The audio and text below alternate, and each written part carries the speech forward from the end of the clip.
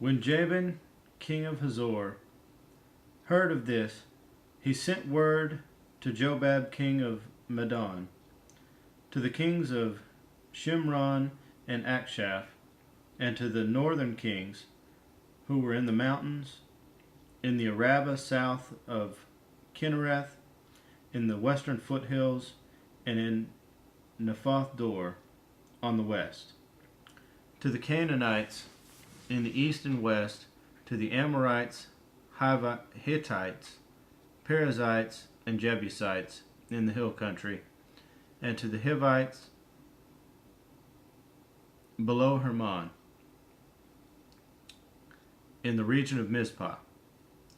They came out with all their troops, and a large number of horses and chariots, a huge army as numerous as the sand on the seashore. All these kings joined forces and made camp together at the waters of Merom to fight against Israel. The Lord said to Joshua, "Do not be afraid of them, because by this time tomorrow I will hand all of them over to Israel, slain. You are to hamstring their horses and burn their chariots." So Joshua and his whole army came against them suddenly at the waters of Merom and attacked them, and the Lord gave them into the hand of Israel. They defeated them and pursued them all the way to Greater Sidon, to Misrephoth Maim, and to the valley of Mizpah on the east, until no survivors were left. Joshua did to them as the Lord had instructed. He hamstrung their horses and burned their chariots. At that time Joshua turned back and captured Hazor and put its king to the sword.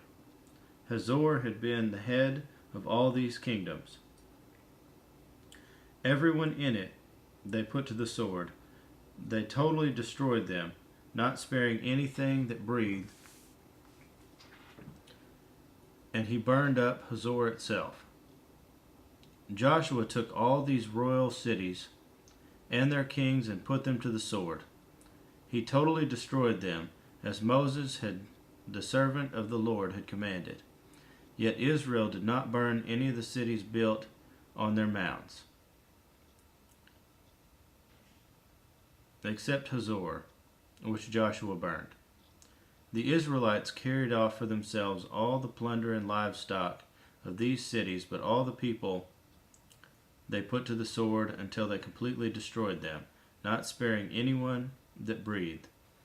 As the Lord commanded his servant Moses, so Moses commanded Joshua, and Joshua did it.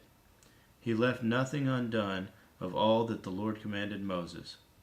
So Joshua took his entire land, the hill country, all the Negev, the whole region of Goshen, the western foothills, the Arabah, and the mountains of Israel with their foothills, from Mount Halak, which rises toward Seir, to Baal Gad in the valley of Lebanon, below Mount Hermon. He captured all their kings and struck them down, putting them to death. Joshua waged war against all these kings for a long time, except for the Hivites living in Gibeon. Not one city made a treaty of peace with the Israelites, who took them all in battle. For it was the Lord himself who hardened their hearts to wage war against Israel, so that he might destroy them totally, exterminating them without mercy, as the Lord had commanded Moses. At that time Joshua went and destroyed the Anakites from the hill country, from Hebron, Debur, and Anab, from all the hill country of Judah, and from all the hill country of Israel. Joshua totally destroyed them and their towns. No Anakites were left in Israelite territory, Only in Gaza, Gath, and Ashdod did any survive. So Joshua took the entire land, just as the Lord had directed Moses, and he gave it as an inheritance to Israel according to their tribal divisions. Then the land had rest from war.